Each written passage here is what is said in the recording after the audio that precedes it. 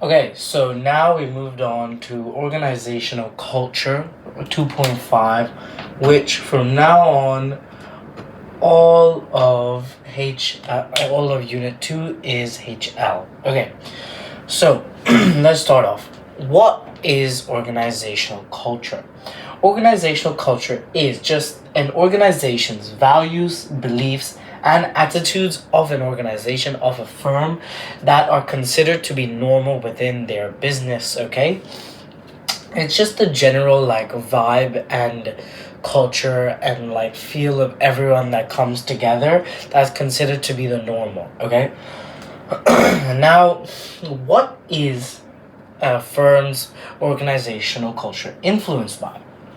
So we have four factors here that are generally what influences an organization's culture. So first, we have the size of the organization. If you're a lot smaller of organization, you probably have a lot more tight knit culture because you're more connected and you're more like family drawn, especially like family businesses, family run businesses, like mom and pop stores. They're very small, but they're very well connected. Secondly, traditions and values of your business. Okay, so you need to understand what the business values. Does your business value profit, profit, profit? Does your business value your employees? These all structure the culture within your organization. Secondly, attitudes and traits of your managers. The way your managers act, the way they feel. If your manager is a very lively person, very interactive, engaging, then your organizational culture will shift to be one to reflect your manager. So, lastly, we move on to the norms of the region or the country. In Hong Kong, in Japan, there's lots of cultures on strict work ethic. So maybe your organizational culture is influenced by this Japanese culture. But whereas in America, there's a lot more freedom and personal choice and like liberty for the workers. So maybe that's where cultures were focused on over there. So, those are the factors that influence organizational culture. But why do we even want a strong culture? The reason why we want a strong culture is because of these four things right here. So first, with a strong corporate culture, okay, which is another way of saying organizational culture, which I kind of prefer. With a strong corporate culture, it creates a sense of belonging within your company for your employees and also gives them this sense of security and potentially even job security that since they are part of this, since they are belonging all as one, their job security is inflated because they will think I am part of this business just like anyone else, so why would they get rid of me? This is great for motivation. Secondly, it promotes cohesion. And by that I mean this idea of everyone working together and working like seamlessly together. So this cohesion will make everyone work together, but not only that, it might have a strong corporate culture, it might make it so people stop overstepping on each other and can work in sync. Third, it helps reduce mistakes in a strong corporate culture because you are so much more able to understand what you're supposed to do and you're always able to go out and reach out for more help if that is your corporate culture. And fourth, a strong corporate culture just minimizes conflict because if everyone is around the same values, beliefs, and attitudes, there's going to be minimal conflict as they all believe the same thing, which is great for your business. Productivity will increase, maybe even efficiency. So, what are the elements of corporate culture? What makes up your corporate culture? Okay, so I think a good way to remember this is this acronym right here, over here, norms. Okay, first, the nature of your business. You got to understand what the nature of your business is if you want to develop your corporate culture. If you are a social enterprise, a non-profit social enterprise, your corporate culture can't just be making money, money, money, money, money. You got to understand the nature of your business. Secondly, you got to look at the organizational structure. If your organizational structure, from linking back to our topic 2.2, if your organizational structure is very narrow, let's say, so bang, bang, bang, bang, bang, bang, then you should probably there's probably more personal development within managers and employees, line managers and employees. So that's probably an element of your culture here to consider. Whereas if you are a very wide structure, then maybe it's a large teamwork based corporate culture you want to develop. So employees work together rather than employees work a lot with line managers. Third, you gotta look at rewards, okay? Sometimes you have to reward people, okay, for being great with other people to boost the sense of cohesion and working together. Fourth, you have to look at your management style. If you're an autocratic management style or leadership style, then having this like corporate culture of anyone can do whatever they want will not fit. Whereas if you have a laissez-faire management style, having this corporate culture of everyone doing whatever they want will be perfect. And then sanctions. You have to impose sanctions on people who are not able to follow your corporate culture, because you have to punish them for going against the norms of your business. So, we are going to look into Charles Handy's Gods of Culture, okay? So, these four, Zeus represents power, Apollo represents the role, Athena represents task, and Dionysian represents the person. Now, I'm not going to lie to you, for his work, we only need to know about power, role, task, person. You don't really need to memorize the Greek gods. But this is an element, it's a structure and a model that shows us how we should shape our corporate culture as a business. So, yep.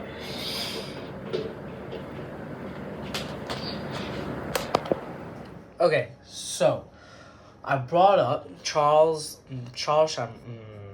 Handy's what do you call it, model of organizational cultures. Okay, basically what his model shows is four distinct types of organizational culture or corporate cultures that can exist within businesses.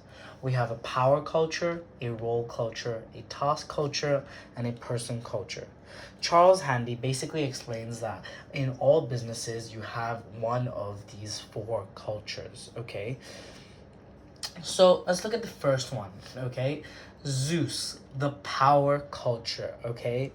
This is where basically a culture that's derived out of power, where power radiates within a few people, okay, that makes decision for the organization. So power and authority are concentrated at the hands of a few people.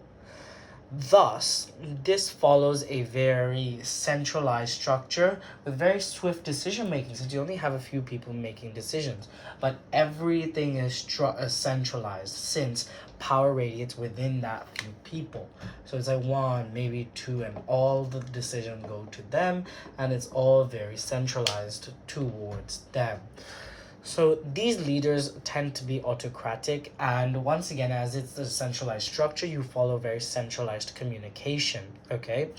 So this means that there are few rules, okay? And there's not as much bureaucracy because decisions are made quickly without bureaucracy and rules to slow this down. This enhances the swift decision making and makes it a very centralized structure where a few people or one person is in charge, okay? So this can be good because obviously you're driven by results, which is an indicator of like basically how good everyone is doing. And this centralized decision making, this culture results in very, very quick decision making and also tends to be quite cheap. However, it can have negative impacts on staff morale and then hence maybe productivity levels, okay?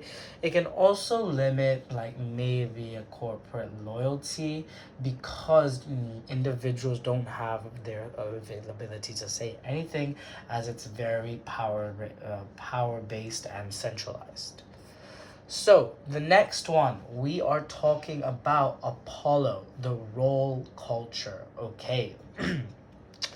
This basically a role culture are the idea that your operations, your norms of your business, the whole culture are like pinned by formal structures and basically procedures. Okay, it is that people in your business have clearly delegated authority in a highly defined structure. Okay, workers, by that I mean like workers in the business have clearly defined roles, they have clearly delegated authority, and they have clearly delegated responsibilities in order to operate within a clear and maybe clear rules and guidelines of this highly defined structure. Okay, this is a very tall bureaucratic structure because due to this highly defined structure over here, it's very bureaucratic. Okay, and then makes it very tall with long chains of command. Okay, so this basically benefits with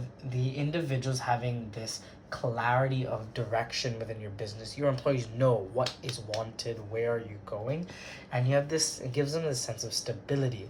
However, once again, this tall bureaucratic structure brings along slow decision making because what you call it, they're not well prepared to respond to radical changes because they have such a structure that they can't go away from. And also decision making is very long chains of commands, not so centralized, so decision making will be slow. So thirdly, we have Athena. Athena is basically a representation of the task culture. Okay, the task culture is the emphasis on the achievement of goals. Okay, it's the idea of team-based organization with no single power source. It's how, like, when teams of experts are empowered themselves. Okay, empowered to complete a project or tackle a problem with their particular skills. They want their empowerment of employees works in teams to achieve goals. Okay, and in a task culture, the roles of managers basically ensures teams have the best mix of people so that they are supported by to achieve their objectives. Okay, and once again, this emphasis is greatly on team dynamics, team cohesiveness, and interpersonal skills within the workplace. Okay, this makes it a good thing because it's very cohesive, dynamic, creative, and forward looking. Okay, but it can be very expensive to maintain. Okay, and hiring and remunerating all of these different experts is not always feasible or sustainable. Over time, it's likely you develop normal routines and practices to adopt what we call a role culture. Okay, so it's not so feasible to go on for so long, but once you have it, your employees will feel so empowered. So then we go on to, I don't even know how to say that. Dionysian, Dionysian, a Dionysian, okay, which is basically a person culture. Okay, and in a person culture, it is people are more important than the organization itself. Okay, the people, the employees, everyone part of the organization are more important to the organization. Their skills are more important than the actual organization itself. This basically means that organizations are set up to actually help the people achieve their goals, their personal and their professional goals. Okay, sometimes we call this an existential culture. Okay, and these businesses value every single person as an expert and they rely on their skills and expertise. Okay, so generally in persons cultures, your staff are very similar positions with similar expertise. So if we look at general practitioners, solicitors and firms, they all are on the similar thing and they all work together. Okay, so Similar to task cultures, okay, they're very generous to individuals and employees to retain staff, but it entirely depends on individuals rather than teams, okay? That is kind of how you differentiate between task and person. Person is very person orientated, and a culture is more dominant and permanent rather than this short-term culture that might go into role culture later on, okay? And rather than being an expensive model, okay, this person culture often have to deal with contrasting personalities and egos of talented individuals because everyone is so talented. So yeah, okay, when we look at all four of these, an example I can think for each of them is, so let's look at what do you call it? The power culture, okay? Power cultures are where leaders are more autocratic, very centralized, okay? So basically you gotta think of businesses like that, all right? However, if we go into an Apollo culture, it's lots of clearly delegated authority. People know exactly what they need to do. It's highly defined structures. So there may be the military, accounting firms. And then if we go down to Athena's task culture, maybe we can go like, these are people that emphasize the achievement of goals, team-based organizations. So maybe ICT companies, software management companies, where they all work together. And then if we look at a person culture, like I've said, general practitioners, solicitors in a law firm, all of these stuff work.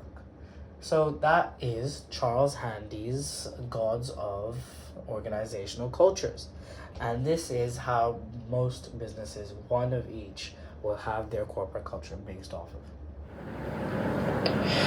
Okay, so for the last part of 2.5, we're going to talk about cultural clashes, all right? So what am I talking about when I say cultural clash? Cultural clash is just the conflict between two or more cultures within an organization that's caused by a cultural gap. Now, when I talk about cultural gap over here, I just mean the sense of like difference between cultures, okay? And how like cultures are different. So because there is a difference between two cultures, okay, this creates a cultural gap, okay? So they don't really collide and thus they begin to clash. So what are the consequences of what are the causes of our cultural clashes? How do we obtain these clashes? So first we gotta talk about growth. Now, when a business starts to grow more and more and more, your culture will naturally begin to change a little bit. This creates that cultural gap I was talking about before from how you used to be and how you are now. So let's say if you are a small mom and pop business and then over years you have 4 employees, okay? But over the time, you've grown up in 1 year to one with 8 employees, okay? Then next year, you've grown with 16 employees, okay? So, like, these people are not going to face the same culture as before. So if you put this on a larger scale, so if I'm a business with 100 employees and then I move to 300, we're not going to be following the same scale, and that's just one aspect of growth, okay? We're not going to follow the same scale, which means we're probably most likely not going to have the same culture as before. If we were so tight-knit back with 100, we can't be so tight-knit with 300 people. And also, if we grow in profits, okay, if we become a lot more profitable as a business, let's say we begin to grow, become a bigger market leader, we will also naturally change our cultural clash to maintain competitive rather than to continue with the strategies we used to have before. So this can lead to big cultural gaps between how we are now and how we used to be, thus creating this cultural clash. Secondly, this is mergers and acquisitions can be a cause of cultural clashes, and Yes, this is growth, but this is more external growth and this is more direct because through mergers and acquisitions, you are combining two different companies all into one. So the employees here, they might not have the same culture here, and that just indefinitely and directly will create a cultural clash, especially if you are doing like a unrelated takeover, okay, unrelated merger of oil industry merges with a, I don't know, cinema. If that happens, you're gonna have insane cultural clash within your business. So, and then third, we have a change in leadership. Maybe like this new individual comes in as your CEO and he shifts to a very autocratic, centralized decision making style. But back in the day, you used to be a very laissez faire culture. So now your entire culture shifts because, as I said before, your managers and your senior managers, their attitudes and their actions heavily dictate a culture of a business. So changes in leadership can create this cultural gap to what you used to have to what you have now, and then causes cultural clash. Now, why is cultural clashes important to avoid? Basically, what happens when we have cultural clashes? Firstly, when we have a differing of cultures within, that creates a lots of misunderstandings because like there might be lots of potential misunderstandings because these two cultures operate in different ways, so they may operate as receiving tasks in different ways as well. Secondly, you'll get to have a more discontented staff. Your morale will be lower because there's not an entire culture. They don't feel as truly as they belong as they used to. Third, you might have to deal with lots of resistance to change. This will force you to make lots of compromises with employees. This will force lots of, incur lots of high costs, okay, to actually deal with the resistance to change because not all employees are going to like it. Fourth, you may get this higher sense of absenteeism and higher labor turnover because not everyone's going to like going into this new working in this new environment with this new culture. So people might not stop showing up as much and they might just indefinitely leave. Fifth, there is just high cost implementing the change in the first place to get a cultural clash. Okay? And sixth, maybe you get national cultural clashes, okay? So if a European branch merged with a American branch, these guys come together and they just don't follow the same traditional beliefs, so they're not able to work better. Like a European work ethic might be way different than an American work ethic. And that should be all of 2.5.